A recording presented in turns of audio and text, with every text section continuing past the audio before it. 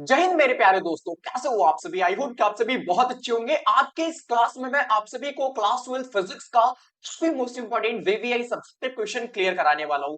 सो बिना किसी देरी के इस वीडियो को स्टार्ट करते हैं, लेकिन उससे पहले मैं आप सभी से एक प्यारा सा रिक्वेस्ट करना चाहूंगा कि आप सभी ने अभी तक इस वीडियो को लाइक नहीं करा है तो प्लीज वीडियो को एक प्यारा सा लाइक जरूर से कर लीजिएगा एंड साथ में अपने इस फिजिक्स वाले भैया बिहार बोर्ड चैनल को सब्सक्राइब एंड बेल नोटिफिकेशन जरूर से आप सभी ऑल पे सेलेक्ट कर लीजिएगा। सो बिना किसी तरीके इस वीडियो को स्टार्ट करेंगे। सो सबसे पहला नंबर क्वेश्चन ए रहा आपके स्क्रीन पे। ठीक है, पहला नंबर क्वेश्चन है कि यदि बराबर धारिता के तीन संधारित्र श्रेणी क्रम में जोड़े जाते हैं। ठीक है, सबसे पहले मैं आपको बताने वाला हूं, जितने सारे भी न्यूमेरिकल्स टाइप क्वेश्चन होते हैं प्लीज आप उनको सबसे पहले लिख लिया करो। ठीक है, जो चीजें आपके सामने दी हुई है, जो चीजें गिवन है, सबसे पहले आप उसे लिखा करो, फिर उसके बाद आप उस क्वेश्चन को एनालाइज करो, क्या इसका सॉल्यूशन हो सकता है, फिर उसके बाद सॉल्यूशन स्टार्ट करो।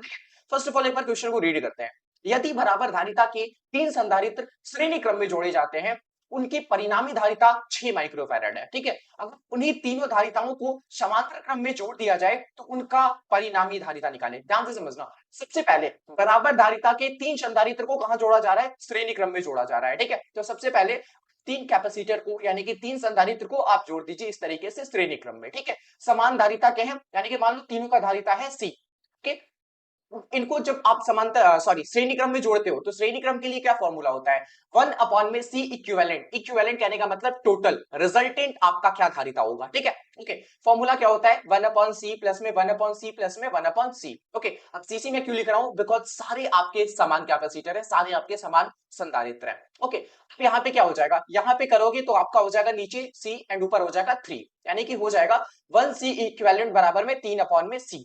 ओके, भैया वैल्यू आपका दिया हुआ है, जैसे सी इक्विवेलेंट यानी कि टोटल आपको दिया हुआ है ना 6 माइक्रोफैराड, यानी कि सी इक्विवेलेंट यानी कि रिजल्टेंट जो कैपेसिटेंस होने वाला है उसका वैल्यू आपको दिया है 6 माइक्रोफैराड, यानी कि 1 में 6 माइक्रोफैराड करोगे। ठीक है, एंड यहाँ पे 3 में सी करोगे तो सी का वैल्यू आपको मिलेगा 18 माइक्रोफैराड, है ना? सी का वैल्यू आपको मिलेगा 18 माइक्रोफैराड। ठीक है, ओके, देखो तो आपको सी का वैल्यू पता चल गया। ठीक है, यानी कि हर एक कैपेसिटर का मान आपको पता चल गया कितना है? 18 माइक्रोफैराड। ठीक है, को क्या करना है कि इन्हीं कैपेसिटर को, यही तीन कैपेसिटर को आपको ऐड करना है समांतर क्रम में। कहां ऐड करना है? समांतर क्रम में आपको ऐड करना है इन्हीं कैपेसिटर को। ठीक है, इन्हीं कैपेसिटर को अगर आप करोगे समांतर क्रम में ऐड, है ना, इन्हीं कैपेसिटर को आप समांतर क्रम में ऐड करोगे, यानी कि भैया 18 18 18 क्या होता है? पैरेलल का फॉर्मूला क्या होता है? सी सी सी करोगे, ठीक है, यानी कि टोटल हो जाएगा 3c। ठीक है, और सी की वैल्यू आपको पता है 18 माइक्रोफैराड, यानी कि यहाँ पे करोगे तो हो जाएगा 54 माइक्रोफैराड, आपका आंसर हो जाएगा। ठीक है, ये क्वेश्चन आपको समझ में आया कि यहाँ पे एग्जैक्टली हो क्या रहा है। सबसे पहले हमने तीन संधारित्र को श्रेणी क्रम में ऐड करा। श्रेणी क्रम में ऐड करने के बाद हमें फाइनल पता चल गया कि सी का वैल्यू क्या है। ठीक है, जब हमने तीनों को क्या करा, श्रेणी क्रम में ऐड करा, उसके बाद हमें रिजल्टेंट कैपेसिटेंस का वैल्यू यहाँ पे दे रखा था 6 माइक्रोफैराड। ओके, और उसके बाद इससे हमने, इसके हेल्प से हमने क्या कर लिया? सी की वैल्यू को फाइंड कर लिया। ओके, और सी की वैल्यू जब हमें पता चल गया और इतना ही कैपेसिटेंस का, इतना ही धारिता का, हमें क्या करना है? तीन कैपेसिटर को वापस से हमें समांतर क्रम में जोड़ना है। जब आप समांतर क्रम में जोड़ोगे तो आपका ये फॉर्मूला होता है। ठीक है, और उसके बाद यहाँ पे हो जाएगा 3c और यहाँ पे भैया मल्टीप्लाई कर दिया तो 54 माइक्रोफैराड आपका फाइनल आंसर होने वाला है। ठीक है, सो आई होप कि आप सभी को एक क्वेश्चन काफी अच्छी तरीके से समझ में आया होगा। चलिए जी आगे बढ़ते हैं। नेक्स्ट क्वेश्चन है आप सभी के सामने, क्वेश्चन नंबर 2। 1 सेकेंड, या ये रहा क्वेश्चन आप सभी के सामने। मैंने क्या बोला, जो भी न्यूमेरिकल टाइप क्वेश्चन है सबसे बेटर तरीका यही है कि सबसे पहले आप क्वेश्चन को अंडरस्टैंड करो, जो चीजें दी रखी है आपके क्वेश्चन में सबसे पहले आप उसे नोट कर लिया करो। ठीक है, तो यहाँ पे दिया हुआ है कि 10 का पावर -10 फैराड धारिता वाले समांतर प्लेट संधारित्र की दोनों प्लेटों की दूरी आपको दे रखी है। दोनों प्लेटों के बीच एक बैटरी है जिसका विभवांतर आपको 150 वोल्ट दे रखा है। ठीक है, और आपको गणना करना है, यानी कि प्रत्येक प्लेट पर आवेश की वैल्यू आपको फाइंड करनी है। दोनों प्लेटों के बीच वैद्युत क्षेत्र की तीव्रता क्या होगी, ये दो चीजें आपको फाइंड करनी है। ठीक है, तो सबसे पहले आपको क्या करना होगा? समांतर प्लेट संपादित बनाना होगा। ठीक है, यहाँ पे हो जाएगा नेगेटिव चार्ज। ओके, हमने क्या कर दिया भैया? समांतर प्लेट हमने संधारित्र बना दिया। ओके, और इनकी बीच की तो जो दूरी है वो मान लो डी है। तो अब मेरी बात को ध्यान से सुनो, कहा जाता है क्या क्या वैल्यू दे रखी है? हमने दे रखा है भैया 10 का पावर -10। ये क्या है? ये भैया आपकी कैपेसिटेंस की वैल्यू है, ये आपको धारिता दे रखा है। ठीक है, क्या दे रखा है? धारिता दे रखा है, यानी कि सी की वैल्यू आपको दे रखी है 10 का पावर -10 फैराड। ओके, और क्या दे रखा है भैया? प्लेटों के बीच की दूरी, यानी कि डी की वैल्यू हमें दे रखी है, कितना दे रखा है? 1.5 इंटू 10 का पावर 2 मीटर आपको दे रखा है। अब दोनों प्लेटों के एक बैटरी से कनेक्ट कर दिया जाता है, ठीक है, और विभवांतर यानी कि आपको V का वैल्यू दे रखा है 150 वोल्ट। आपको गणना क्या करना है, सबसे पहले प्रत्येक प्लेट पर आवेश आपको फाइंड करना है कि प्रत्येक प्लेट पर कितना आवेश होगा, यानी कि Q की वैल्यू आपको फाइंड करनी है।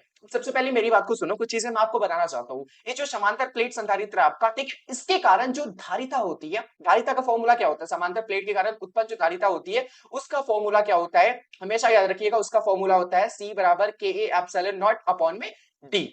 अब डी क्या होता है, दोनों प्लेटों के बीच की दूरी होती है, ठीक है, और ए आपका होता है प्लेटों का एरिया, ठीक है, और एप्सिलॉन नॉट होता है निर्वात का परावैद्युता, है ना, और जो आपका के है, ठीक है, इन दोनों के बीच में जो भी मीडियम होगा, इन दोनों के बीच में जो भी मीडियम होगा, चाहे वो एयर हो, वाटर हो, कुछ भी हो, ठीक है, इन दोनों के बीच में जो भी मीडियम होगा उसका परावैद्युतांक होता है के, ठीक है। ए आपका फॉर्मूला होता है, ए मैंने आपको बता दिया। इस चीज को ध्यान में रख, बोर्ड एग्जाम में पूछा जाता है काफी बार कि भैया समांतर प्लेट के कारण जो धारिता होता है उसको आप प्रूव करो, ठीक है, फिर उसका व्यंजक क्या है, इस तरीके से भी पूछा जाता है आपके बोर्ड एग्जाम में, तो इसको आप सभी ध्यान में रखिएगा। क्वेश्चन पे आप लोग आते हैं, हमें क्या करना है, प्रत्येक प्लेट पर हमें आवेश की वैल्यू फाइंड करनी है ना। तो भैया Q बराबर आपने फॉर्मूला पढ़ा होगा, Q बराबर सीबी, क्या मैं सही हूँ, Q बराबर सीबी आपका फॉर्मूला होता है, बोलोगे हाँ जी भैया होता है। अब यहाँ पे Q की वैल्यू ही तो चाहिए ना आपको, C की वैल्यू दे रखा है 10 का पावर माइनस 10, V की वैल्यू दे रखा है आपको 150, ठीक है। इसको अगर आप कैलकुलेट करोगे तो यहाँ पे हो जाएगा आपका 1.5 इंटू 10 का पावर माइनस 8 कूलम, ठीक है, क्योंकि Q आपका चार्ज है और इसका ऐसा ही मात्रक आपका कूलम होता है। सो ए आपका आंसर आ गया, यानी कि पहला क्वेश्चन आप सभी के सामने फाइनल तौर पे सोल्व हो गया, Q की वैल्यू आपको मिल गई, ठीक है। अब बढ़ते हैं सेकंड क्वेश्चन की ओर। सेकंड क्वेश्चन क्या है कि दोनों प्लेटों के बीच वैद्युत क्षेत्र की तीव्रता आपको फाइंड करनी है, ठीक है, दोनों प्लेटों के बीच, मैं सेकंड क्वेश्चन को सॉल्व कर रहा हूं। क्या लिखा है भैया क्वेश्चन कि दोनों प्लेटों के बीच, दोनों प्लेटों के बीच हमें क्या करना है, वैद्युत क्षेत्र की तीव्रता फाइंड करनी है, ठीक है, वैद्युत क्षेत्र की तीव्रता। ओके, वैद्युत क्षेत्र की तीव्रता हमें क्या करना है, फाइंड करना है। अब इसके लिए फॉर्मूला होता है E बराबर में V अपॉन में D। V की वैल्यू आपको पता है कितना दे रखा है, 150 वोल्ट दे रखा है, ठीक है, यहाँ पे करोगे 150। D की वैल्यू आपको पता है, D की वैल्यू क्या है 1.5 इंटू 10 का पावर माइनस 2। ओके, अब एक काम करो, यहां से जब आप पॉइंट को हटाओगे तो यहाँ पे एक और जीरो आ जाएगा, है ना, और अगर आप इसे कट करोगे वन बार में, ऊपर हो जाएगा आपका 100, ऊपर हो गया 100 एंड नीचे हो गया आपका 10 का पावर माइनस 2, ठीक है, ऑलरेडी ऊपर 10 का पावर 2 है, यानी कि 100 को आप 10 का पावर 2 लिख सकते हो, और ये नीचे से जाएगा, ठीक है, तो नीचे माइनस में ऊपर जाएगा तो प्लस में हो जाएगा, यानी कि 10 का पावर 2, यानी कि 10 का पावर आपका हो जाएगा 4, ठीक है। और हम क्या फाइंड कर रहे हैं, वैद्युत क्षेत्र की तीव्रता, तो इसका ऐसा ही मात्रा क्या होता है, न्यूटन अपॉन में मीटर। ओके, तो 10 का पावर 4 न्यूटन अपॉन में मीटर, सेकंड नंबर क्वेश्चन का आंसर हो गया, है ना। तो इस तरीके के बहुत सारे क्वेश्चन आपके करे जाते हैं लघु उत्तरीय में, तो प्लीज आप सभी इन सभी को ध्यान में रखना। सो आई होप कि आप सभी को सेकंड नंबर क्वेश्चन भी काफी अच्छी तरीके से समझ में आया होगा। चलिए जी आगे बढ़ते हैं, ठीक है। तीसरा नंबर क्वेश्चन है, आप सभी के सामने ध्यान से समझने की कोशिश कीजिएगा कि वैद्युत द्विध्रुव आघूर्ण क्या है तथा इसका एसआई मात्रक लिखे। What is electric dipole moment and right its unit. Okay, वैद्युत द्विध्रुव के किसी एक आवेश का परिमाण, ठीक है, जैसे मान लो दो आवेश है आपके पास, एक आवेश है Q1 और एक आवेश है Q2, ठीक है, तो वैद्युत द्विध्रुव के किसी एक आवेश का परिमाण तथा दोनों आवेश के बीच की जो दूरी होती है, दोनों मान लेता हूं मैं, दोनों आवेश के बीच की दूरी 12 है, दोनों आवेशों के बीच की दूरी के गुणनफल को हम लोग वैद्युत द्विध्रुव आघूर्ण कहते हैं, ठीक है। इलेक्ट्रिक डाइपोल मोमेंट यानी कि वैद्युत द्विध्रुव आघूर्ण को हम लोग P से डिनोट करते हैं, किस चीज से डिनोट करते हैं, P से डिनोट करते हैं, और इसका फॉर्मूला होता है P बराबर में 2QL, ठीक है, 2QL। Q आपका क्या है, किसी एक आवेश का परिमाण है, किसी एक आवेश का परिमाण है, magnitude of one charge, okay, और यहाँ पे 12 क्या है, 12 है आपका डिस्टेंस, दोनों आवेशों के बीच की दूरी। आपने देखा ना यहाँ पे कि किसी एक आवेश का परिमाण तथा दोनों आवेश के बीच की दूरी के गुणनफल को हम लोग क्या कहते हैं, वैद्युत द्विध्रुव आघूर्ण कहते हैं। ओके, फॉर्मूला आपके पास है भैया, P बराबर 2QL, फॉर्मूला आपके पास है P बराबर में 2QL। तो यहाँ से आप इसका एसआई यूनिट इजिली फाइंड कर सकते हो, ठीक है। Q आपका चार्ज है, चार्ज का एसआई मात्रक क्या होता है, कूलम। L आपका क्या है, लंबाई है, लंबाई का एसआई मात्रक क्या होता है, मीटर होता है, ठीक है। कूलम्ब मीटर इसका एसआई मात्रक हो जाएगा, इसका एसआई मात्रक हो जाएगा किसका, वैद्युत द्विध्रुव आघूर्ण का, ठीक है। और इसका एक और ज्यादा फेमस मात्रक है, ठीक है, उस चीज को ध्यान में रखना। इसका जो सबसे फेमस मात्रक है वो है डिवाई, और कई बार आपके बोर्ड एग्जाम में पूछा भी जाता है, ठीक है, दोनों इंपॉर्टेंट है। इसके दो मात्रक होते हैं, एक आपका कूलम्ब मीटर होता है और एक आपका डिवाई भी होता है, तो दोनों को ध्यान में रखना आप, ठीक है।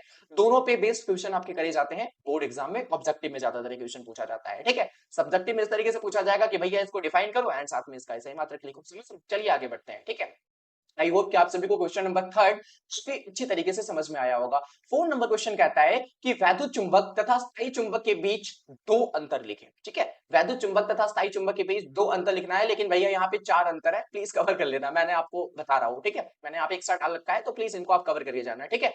ओके, सबको याद रख लेना। एग्जाम में 2 लिखना हो 2 लिख के आना, 4 लिखना हो 4 लिख के आना। ओके, सबसे पहले बात करते हैं हम लोग वैद्युत चुंबक के बारे में, ठीक है, और स्थायी चुंबक के बारे में, दोनों को साथ में कंपेयर करते हुए चलते हैं। चुंबकीय प्रबलता बदल सकता है, ये जो वैद्युत चुंबक है, ठीक है, इसका जो चुंबकीय प्रबलता है वो बदल सकता है, चुंबकीय प्रबलता स्थिर रहता है, नाम ही है भैया स्थायी, तो इसका चुंबकीय प्रबलता स्थिर रहता है। ओके, सेकंड अंतर क्या है कि इसमें पदार्थ उच्च धारणशीलता रखता है, ठीक है, इसमें जो पदार्थ है वो उच्च धारणशीलता रखता है, इसमें पदार्थ उच्च धारणशीलता रखता है, ठीक है। ये जो प्रॉपर्टी है, ये जो गुण है, दोनों का कॉमन है, ठीक है, ये चीजें दोनों में पाई जाती है, यानी कि उच्च धारणशीलता आपका वैद्युत चुंबक भी रखता है और साथ ही साथ स्थायी चुंबक भी रखता है। नेक्स्ट, कम निग्राहिता रखता है, ठीक है, निग्राहिता की बात करी जाए तो ये कम रखता है और ये आपका ज्यादा रखता है, ठीक है, कौन, स्थायी चुंबक। आगे बढ़ते हैं, कम चुंबकशीलता रखता है, ये जो वैद्युत चुंबक है वो कम चुंबकशीलता रखता है, लेकिन जो आपका स्थायी चुंबक है वो आपका उच्च चुंबकशीलता रखता है। एक और मैं आपको बता रहा हूं, अगर आपसे बोर्ड एग्जाम में पूछ लिया जाए कि दोनों का एक एक उदाहरण दो, ठीक है, तो जो आपका स्थायी चुंबक है इसको बनाने के लिए हम लोग यूज करते हैं स्टील का, इसको बनाने के लिए हम लोग यूज करते हैं स्टील का, लेकिन वैद्युत चुंबक को बनाने के लिए हम लोग यूज करते हैं नर्म लोहा। क्या यूज करते हैं? नर्म लोहा। तो प्लीज आप सभी इस चीज को ध्यान में रखोगे, ठीक है। ऑब्जेक्टिव में बहुत बार क्वेश्चन पूछा गया है कि स्थायी चुंबक के लिए हम लोग किस पदार्थ का यूज करते हैं, तो स्टील यूज करते हैं, ठीक है, और वैद्युत चुंबक के लिए हम लोग नर्म लोहा का यूज करते हैं। आगे बढ़ते हैं, नेक्स्ट क्वेश्चन है आप सभी के सामने क्वेश्चन नंबर 5, और आइए देखते हैं क्वेश्चन नंबर 5 क्या कहता है। कूलम्ब का नियम क्या है, ठीक है, तब का सबसे मोस्ट इंपॉर्टेंट क्वेश्चन। देखो, मैं आपको वार्निंग दे रहा हूं, किसी को भी ये मत समझना कि ज्यादा इंपॉर्टेंट है और ये क्वेश्चन कम इंपॉर्टेंट है, ठीक है, क्योंकि ये जो महासंग्राम सीरीज है, ठीक है, ये जो आप महासंग्राम सीरीज देख रहे हो ना, इसमें भैया जितने सारे भी क्वेश्चन मैं आपको करा रहा हूं वो सारे के सारे आपके पीवाईक्यूज हैं, तो प्लीज हल्के में मत लेना कोई भी क्वेश्चन को, मैं वार्निंग दे रहा हूं, ठीक है, सारे इंपॉर्टेंट है, मैं इंपॉर्टेंट ही करा रहा हूं, फालतू क्वेश्चन नहीं करा रहा हूं, है ना। जो ज्यादा इंपॉर्टेंट है, जो ज्यादा बार पूछा गया है, उसमें मैं आपको बता रहा हूं कि हाँ जी भैया ये क्वेश्चन भी आई है आपके लिए, ठीक है, लेकिन सारे क्वेश्चन इंपॉर्टेंट है बिकॉज सारे के सारे आपके दबा क्वेश्चन है, ठीक है। प्लीज, मैं बहुत रिसर्च करके इन क्वेश्चन पे काम कर रहा हूं एंड ये क्वेश्चन मैं आप तक पहुंचा रहा हूं, ठीक है। वीडियो मेरी लेट आ रही है बिकॉज रिसर्च में ज्यादा टाइम चला जा रहा है, ठीक है, क्योंकि आप जो भी क्वेश्चन मैं करा रहा हूं, चाहे वो सब्जेक्टिव हो ऑब्जेक्टिव हो, सब पे आप रिसर्च करके देख लेना, सब पे आप समय देके देख लेना भैया, कोई भी पीवाईक्यू की इधर आपका नहीं मिलने वाला, कोई भी ऐसा क्वेश्चन मैं नहीं कराया हूं आज तक जो कि पीवाईक्यू नहीं हो, ठीक है, खास करके महासंग्राम सीरीज की मैं बात कर रहा हूं, ठीक है। तो प्लीज अभी चैनल को आप सभी सब्सक्राइब कर लीजिए ताकि महासंग्राम की आने वाली जो भी वीडियोस है वो सबसे पहले आप तक पहुंच सके, ठीक है। तो आइए समझते हैं कूलम्ब का नियम क्या है, ये मोस्ट इंपॉर्टेंट लॉ भी है, इनको इसको आपको समझना चाहिए, ठीक है। ध्यान से समझिएगा, आप सभी 2 से 3 मिनट का टाइम है, मैं आपको प्रॉपर समझा देने वाला हूं। किन्हीं दो स्थिर बिंदुवत आवेशों के बीच लगने वाला आकर्षण या प्रतिकर्षण बल दोनों आवेशों के मात्रा के गुणनफल के समानुपाती और वर्ग के व्युत्क्रमानुपाती होते हैं। क्या बोल रहे हो भैया, मुझे समझ में नहीं आया, मैं आपको बता रहा हूँ, दो चीजें बस ध्यान में रखना है। कभी मैं कंस्ट्रक्शन यहाँ पे करने वाला हूँ, सबसे पहले कंस्ट्रक्शन कुछ ऐसा है कि मान लो हमारे पास दो पॉइंटेड चार्ज है, दो बिंदुवत आवेश है Q1 और Q2, ठीक है, दो बिंदुवत आवेश है, ओके। इनकी जो दूरी है, इनकी बीच की जो दूरी है वो मैं मान लेता हूं इनकी बीच की दूरी r है। क्या है? इनकी बीच की जो दूरी है वो है r, ओके।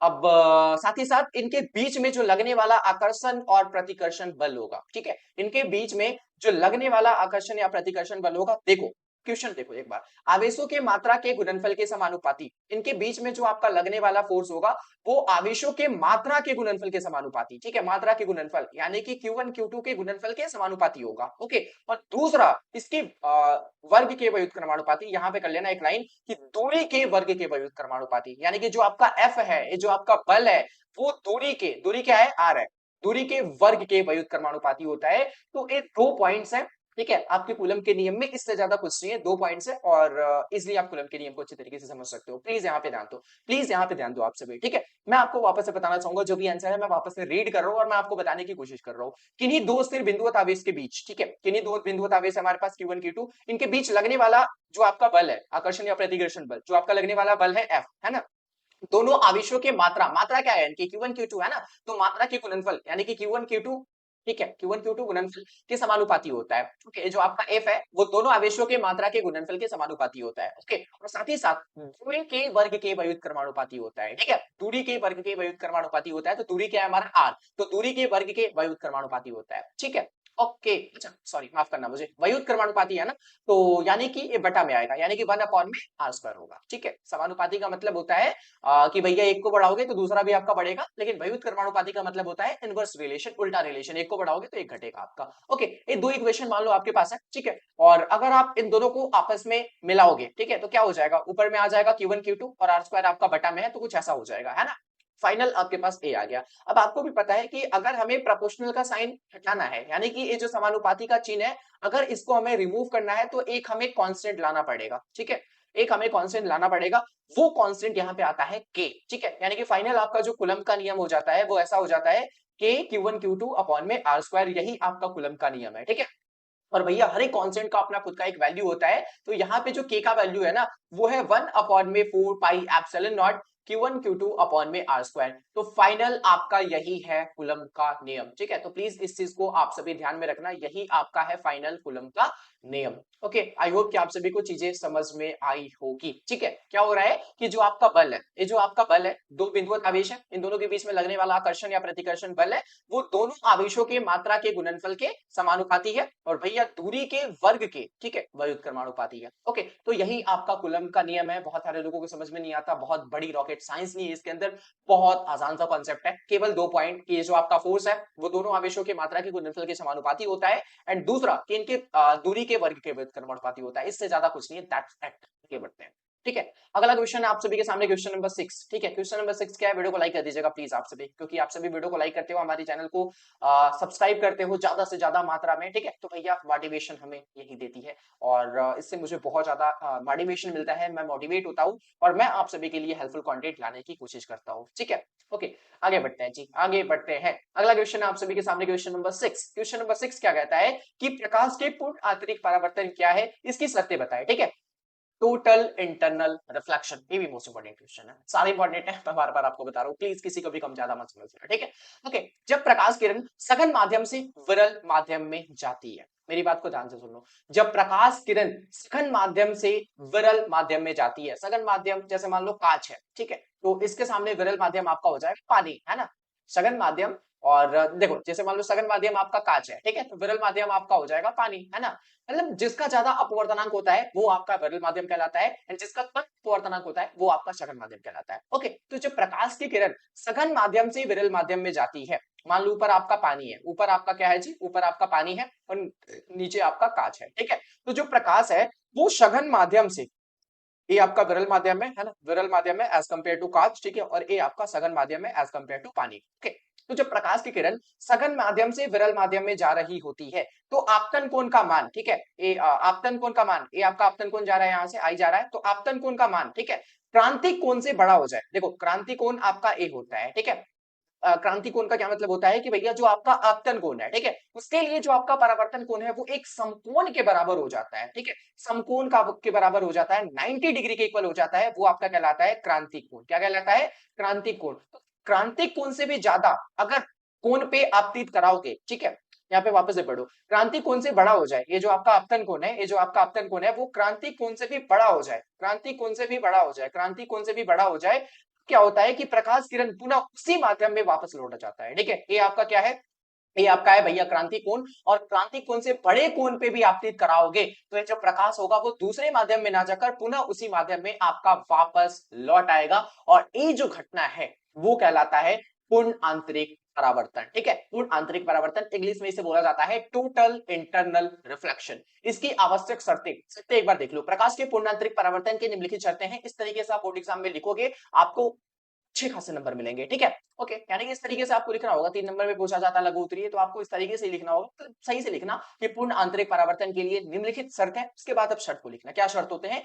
कि जो प्रकाश की किरण है वो हमेशा सघन माध्यम से विरल माध्यम में जानी चाहिए। अभी आपने देखा ना कहां से, कांच से जा रही थी, कांच से जा रही थी भैया पानी में, ठीक है, तो कांच आपका सघन माध्यम है, पानी आपका विरल माध्यम है, ठीक है, तो सघन से विरल में जा रही थी, ठीक है। तो प्रकाश किरण को हमेशा सघन माध्यम से विरल माध्यम में जाना चाहिए, आपतन कोण का मान हमेशा क्रांतिक कोण से बड़ा होने चाहिए, तभी वो दूसरे माध्यम में नहीं जाएगी और पुनः उसी माध्यम में रिटर्न आ जाएगी। एक बहुत सारे ऑब्जेक्टिव क्वेश्चन इस पे बेस करे जाते हैं कि भैया बताओ, जैसे कुछ एग्जांपल मैं आपको बता रहा हूं जो कि इसी प्रिंसिपल पे बेस्ड है, टोटल इंटरनल रिफ्लेक्शन के सिद्धांत पे बेस्ड है, ठीक है। जैसे आपका एक आपका हो गया रेगिस्तान का मरीचिका, ठीक है, रेगिस्तान का मरीचिका, रेगिस्तान का मरीचिका, ये इसका एक स्टडी की एग्जांपल है। उसके बाद एक अच्छा सा एग्जांपल है प्रकाशिक तंतु, ठीक है, प्रकाशिक तंतु जो कि सिग्नल को ट्रांसफर करने का काम करता है, ठीक है, इसे इंग्लिश में ऑप्टिकल फाइबर बोला जाता है। हीरे का चमकना, हीरे का चमकना, हीरे का चमकना, ठीक है, ये सब एग्जाम्पल है, ये सब क्या है, एग्जाम्पल है,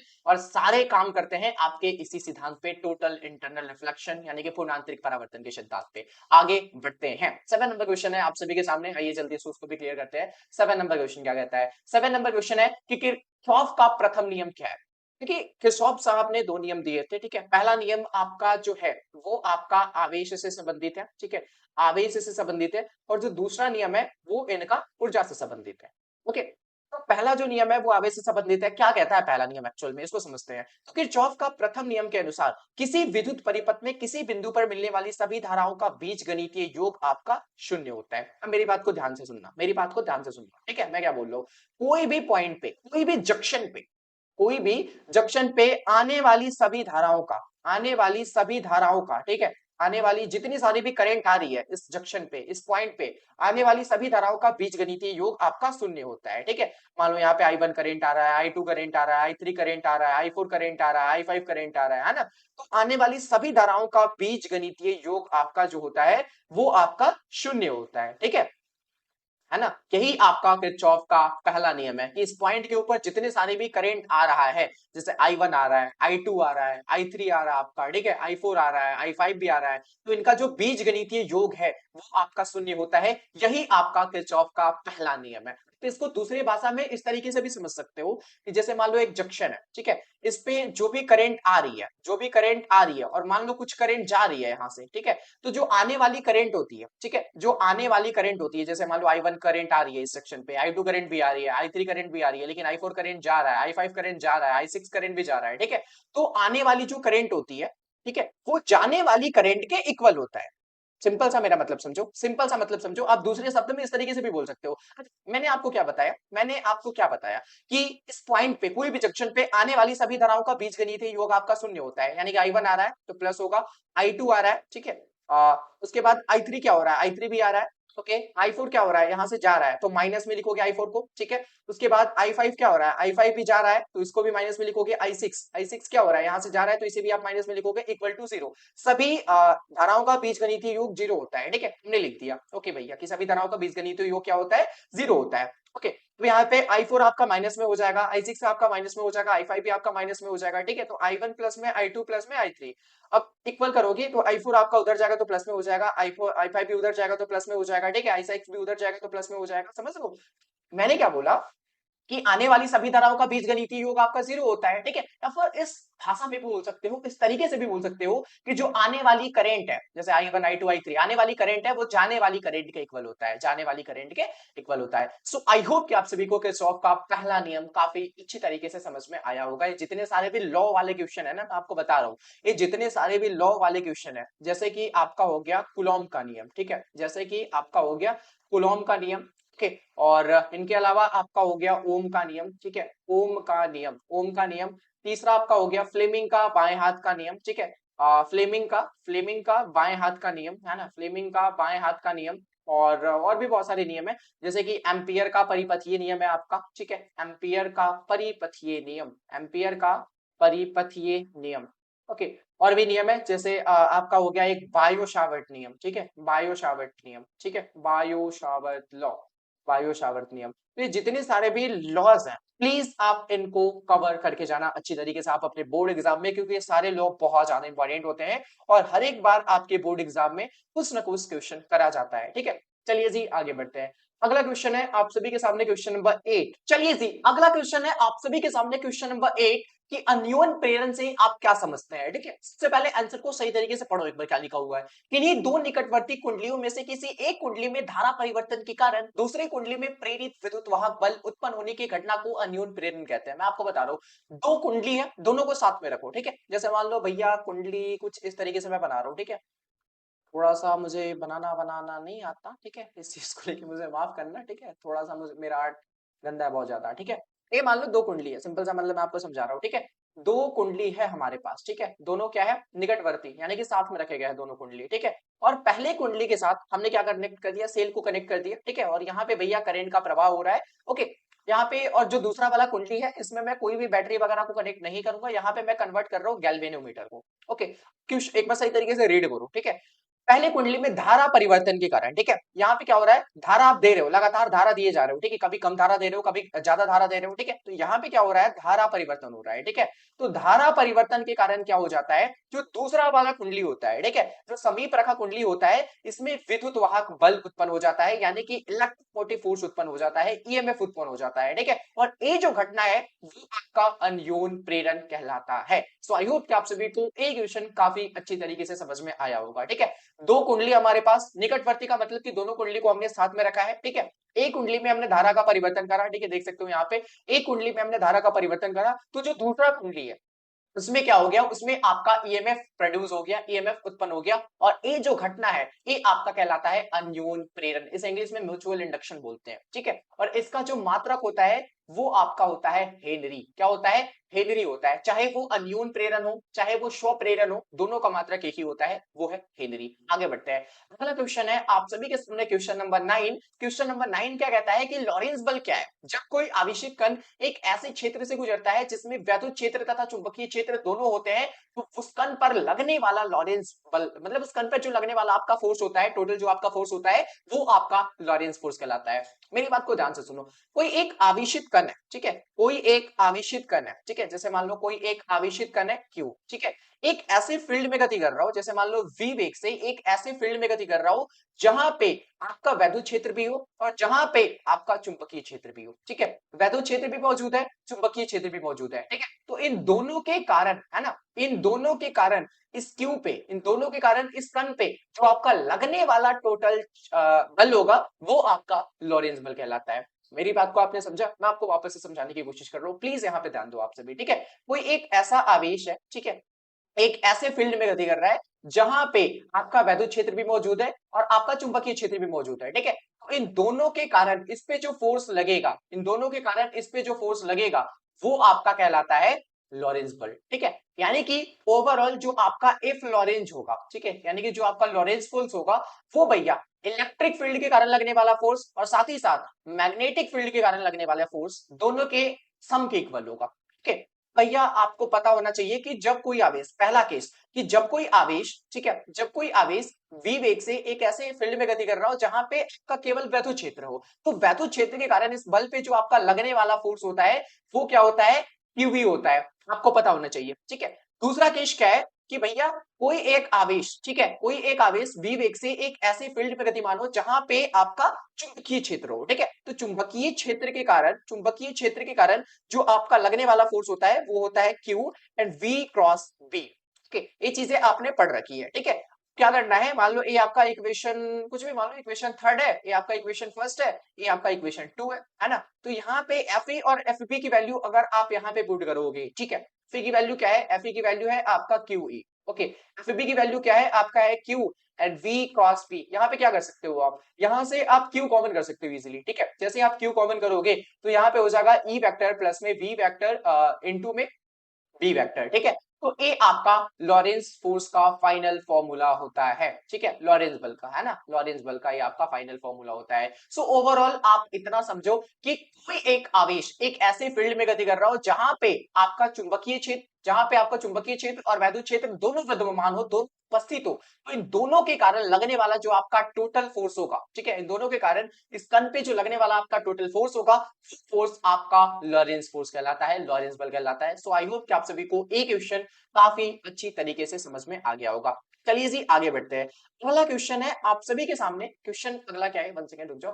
नेक्स्ट क्वेश्चन है आप सभी के, सबसे पहले मैं इसे क्लियर कर लेता हूं पहले, ठीक है, ओके। नेक्स्ट क्वेश्चन है आप सभी के सामने, क्वेश्चन नंबर 10 कि प्राथमिक इंद्रधनुष तथा द्वितीय इंद्रधनुष में अंतर स्पष्ट करें, primary rainbow and secondary rainbow में अंतर आपको स्पष्ट करना है, ठीक है। देख सकते हो यहाँ पे रेनबो भी भैया बना हुआ है, रेनबो कम, लेकिन लखनऊ सुपर चैंट्स का जो लोगो होता है ना वो ज्यादा लग रहा है, ठीक है, कोई बात नहीं। अब यहाँ पे ध्यान से देखिएगा, ठीक है, क्या है, सबसे पहले बात करते हैं प्राथमिक इंद्रधनुष की, द्वितीय इंद्रधनुष की, दोनों को साथ में कंपेयर करते चलेंगे। यह एक आंतरिक परावर्तन के कारण होता है, अगर आपका एक आंतरिक परावर्तन होता है, ठीक है, तब आपका प्राथमिक इंद्रधनुष बनता है, लेकिन जो द्वितीय इंद्रधनुष है यह दो आंतरिक परावर्तन के कारण नहीं बनता है, ठीक है। द्वितीय इंद्रधनुष की अपेक्षा ये आपका ज्यादा तीव्र होता है, ज्यादा चमकीला होता है, लेकिन यह कम तीव्र होता है। रंगों की श्रेणी के रंगों की श्रेणी में होता है, ठीक है? जो रंगों की श्रेणी होती है, ओके, सीरीज ऑफ कलर, वो के रंगों की श्रेणी में होती है, रंग श्रेणी क्रम में नहीं होते, ठीक है? द्वितीयक इंद्रधनुष में क्या होता है, जो आपका रंग होता है वो कोई श्रेणी क्रम में नहीं होता है, ठीक है? लाल रंग ऊपर तथा बैगनी नीचे होता है, ठीक है? लाल ऊपर होता है और बैगनी नीचे होता है, किसमें? प्राथमिक इंद्रधनुष में, ठीक है? लेकिन द्वितीयक इंद्रधनुष में क्या होता है कि बैगनी ऊपर तथा लाल नीचे होता है। ये जो आप इंद्रधनुष देख रहे हो नीचे, ठीक है? नीचे आप जो देख रहे हो थीम में इंद्रधनुष, एक कौन सा इंद्रधनुष, आप मुझे बताओ, प्राथमिक है या फिर द्वितीयक है? तो ये बोलोगे भैया प्राथमिक है, बिकॉज यहाँ पे रेड कलर ऊपर है एंड बैगनी कलर आपका नीचे है। ओके, सो आई होप कि आप सभी को ये चीजें काफी अच्छी तरीके से समझ में आई होगी। आप सभी चैनल को सब्सक्राइब कर लीजिए अभी के अभी, ताकि इस तरीके का जो भी हेल्पफुल कंटेंट है वो सबसे पहले आप तक पहुंच सके। सो मिलते हैं जल्दी की नेक्स्ट वीडियो में, तब तक के लिए आप सभी को be positive and keep doing, मन लगा के पढ़ाई कीजिए आप सभी, है ना? मिलते हैं जल्दी की नेक्स्ट वीडियो में, थैंक यू सो मच आप सभी को यहाँ तक आने के लिए।